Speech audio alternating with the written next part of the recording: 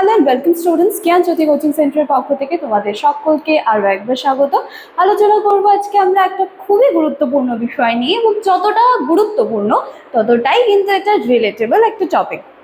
আলোচনা করব আজকে আমরা AI in education.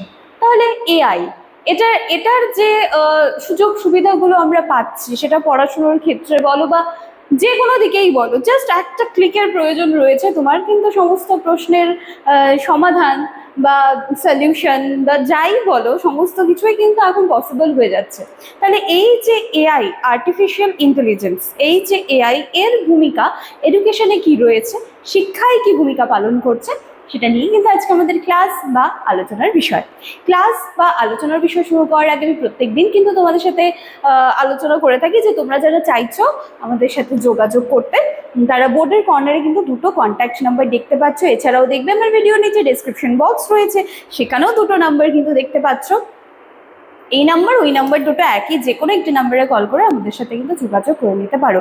Course fee ভীষণ সামান্য রাখা হয়েছে। তোমরা যারা মেজর স্টুডেন্টসরা রয়েছো, এক্ষেত্রে তোমাদের কোর্স ফি রয়েছে 1199 টাকা, এবং মাইনর স্টুডেন্টসদের কোর্স ফি রয়েছে 699 টাকা। ঠিক আছে, এই হচ্ছে পুরো বিষয়টা। চলো তাহলে অতিরিক্ত কথায় না গিয়ে এবার আমরা আলোচনার বিষয়ে ফিরে আসছি। ঠিক আছে, শিক্ষায় কৃত্রিম বুদ্ধিমত্তা। দেখো, বলছে শিক্ষাক্ষেত্রে কৃত্রিম বুদ্ধিমত্তা বা আর্টিফিশিয়াল ইন্টেলিজেন্স, এআই বর্তমান যুগে একটা গুরুত্বপূর্ণ প্রযুক্তিগত উন্নয়ন। সকলেই জানি এর যে কি বিশাল ভূমিকা রয়েছে, তাই না? তোমার সমস্ত রকমের কোয়ারিজ, কোনো কিছু তুমি বুঝতে পারছো না, কোনো কিছু তোমাকে তৈরি করতে হবে, তোমার জাস্ট একটা ক্লিকের প্রয়োজন রয়েছে, সমস্ত কিছু কিন্তু সলভ হয়ে যাচ্ছে। তাহলে তার ভূমিকা শিক্ষায় কি রয়েছে, এটা নিয়ে কিন্তু আমরা আলোচনা করছি। দেখো, এআই এমন একটি প্রযুক্তি যার মাধ্যমে কম্পিউটার বা যন্ত্র মানুষের মতো চিন্তা, বিশ্লেষণ, সিদ্ধান্ত গ্রহণের কাজ করতে পারে। যেখানে যেই কাজটা হয়তো আমরা মানুষরা করতে 2 দিন সময় লেগে যেতে পারে, 1 সপ্তাহ সময় লেগে যেতে পারে, সেখানে সেটা এআই কিন্তু দেখা যাচ্ছে তৎক্ষণাৎ করে দিতে পারছে। ঠিক আছে, এটার যেমন দেখো সুবিধা তো ডেফিনেটলি রয়েছে, তেমনি এর কিছু কিন্তু অসুবিধাগুলোও রয়েছে। ঠিক আছে, চলো প্রথম ভালো দিকগুলোই আমরা দেখে নিচ্ছি। শিক্ষার ক্ষেত্রে এআই ব্যবহারের ফলে দেখো শিক্ষা আরো আধুনিক, সহজ এবং শিক্ষার্থী কেন্দ্রিক হয়ে উঠেছে। তবে একটা কথা কিন্তু মনে রাখতে হবে, এই যে এআই বলো, এটা কিন্তু একটা প্রযুক্তিগত একটা বিদ্যা, কিন্তু তুমি যে নলেজ বা যে সোর্সেস গুলো তুমি তোমার বইয়ের থেকে পাচ্ছ, সেই তুলনায় যদি আমি যেতে চাই, তাহলে কিন্তু সবসময় বইকেই অগ্রাধিকার দেওয়া উচিত। বর্তমানে বিভিন্ন স্কুল, কলেজ, অনলাইন শিক্ষা মাধ্যমে এআই ব্যবহার করা হচ্ছে।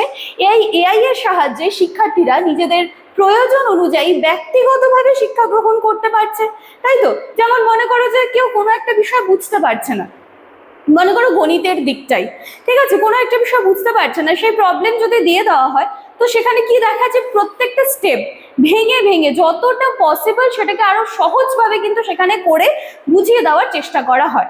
তাহলে দেখো, এই যে এআই তার দুর্বল দিক বিশ্লেষণ করে সেই অনুযায়ী অতিরিক্ত অনুশীলন, এক্সট্রা এক্সপ্লেনেশন দিয়ে কিন্তু সেই জায়গাটা সলভ করার সে চেষ্টা করছে।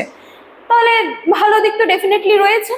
এআই এর অন্যতম গুরুত্বপূর্ণ ব্যবহার হলো স্মার্ট ক্লাসরুম ও অনলাইন শিক্ষা ব্যবস্থা। বিভিন্ন এআই ভিত্তিক অ্যাপ রয়েছে, সফটওয়্যার রয়েছে, যেমন দেখো গুগল ক্লাসরুম রয়েছে, চ্যাটজিপিটি রয়েছে, ডুওলিঙ্গো রয়েছে। এগুলোর সাহায্যে কিন্তু আমরা সকলেই জানি যে আমাদের পড়াশোনাটা কিন্তু অনেক সহজ হয়ে গিয়েছে, আমাদের সোর্সেস কিন্তু অনেক বেড়ে গিয়েছে এখন, তাই না? তারপরে ক্লাসেসের জন্য গুগল ক্লাসরুম রয়েছে, ভীষণ হেল্পফুল এগুলো। আচ্ছা, তো এই সমস্ত প্ল্যাটফর্মে স্বয়ংক্রিয় মূল্যায়ন, প্রশ্নোত্তর ব্যবস্থা, তাৎক্ষণিক ফিডব্যাক পাওয়া কিন্তু পসিবল। ঠিক আছে, আচ্ছা, এছাড়াও এআই শিক্ষকদের কাজের চাপ কমাতে সাহায্য করে। উপস্থিতি নেওয়া, পরীক্ষার খাতা মূল্যায়ন করা, একটা রুটিন তৈরি করা, সমস্ত কিছুতে কিন্তু এআই এর হস্তক্ষেপ কিন্তু হয়ে যাচ্ছে। যত দিনে দিন যাচ্ছে এই এআই কিন্তু পুরো জায়গাটা দখল করে নিচ্ছে। তো বিশেষ চাহিদা সম্পন্ন শিক্ষার্থীদের ক্ষেত্রে এআই অত্যন্ত কার্যকর। যারা দৃষ্টিহীন বা শ্রবণ প্রতিবন্ধী বাচ্চারা যারা রয়েছে, তো এআই ভিত্তিক টুল শিক্ষা গ্রহণ সহজ করে তুলেছে। ভাষা অনুবাদ করা, স্পিচ থেকে টু টেক্সটে বা টেক্সট টু স্পিচ, এই যে এই জায়গাগুলো কনভার্ট করে দেওয়া, তো এই ক্ষেত্রে কিন্তু এআই এর যথেষ্ট কি বলবো যে দখলদারি তো রয়েছে, তবে এআই এর ব্যবহারের কিছু সীমাবদ্ধতাও রয়েছে। কেমন সীমাবদ্ধতা? মানুষের এই জায়গাটায় না ক্রিয়েটিভিটি কমে যাচ্ছে, চিন্তা শক্তি কমে যাচ্ছে। যখন কোনো একটা বিষয় আমরা হাতের নাগালে পেয়ে যাই তখন কিন্তু সেটা নিয়ে আমরা খুব ডিপলি থিঙ্কিং করতেই চাই না। আরে প্রবলেম হচ্ছে, চলো না মোবাইলটা খোলা, ফাটাফাট দিয়ে দিচ্ছে, একটা ক্লিক হয়ে যাচ্ছে, সলিউশন তো পেয়ে যাচ্ছি।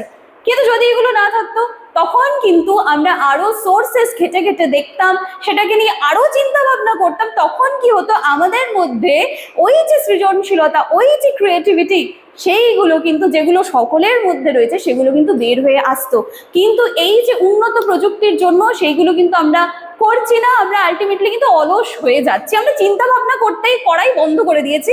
ভালো দিক যেমন রয়েছে, ডেফিনেটলি আমি বলছি খারাপ দিকগুলোও কিন্তু রয়েছে, ঠিক আছে? তো সুতরাং এআই শিক্ষাক্ষেত্রে আফটারঅল যেটা আমি বলবো যে মোটার উপরে এটা ডেফিনেটলি একটা ভালো দিক, এটা ইজি করে দিয়েছে, কিন্তু খুব বেশি এর উপরে নির্ভর হয়ে যাওয়াটাও কিন্তু খুব বেশি সমস্যার কারণ হয়ে দাঁড়াতে পারে, ঠিক আছে? তো এই হচ্ছে কিন্তু আজকের আলোচনার বিষয়, ভীষণ সহজ, আমি শুরুতেই বলেছি যতটাই না সহজ ততটাই কিন্তু রিলেটেবল। তো ভালো করে টপিকটা তোমরা দেখবে, আশা করছি এক্সামে এলে আর কিছু না হলেও সুন্দরভাবে ভিডিও দেখলেও কনসেপ্ট ক্লিয়ার করতে পারবে।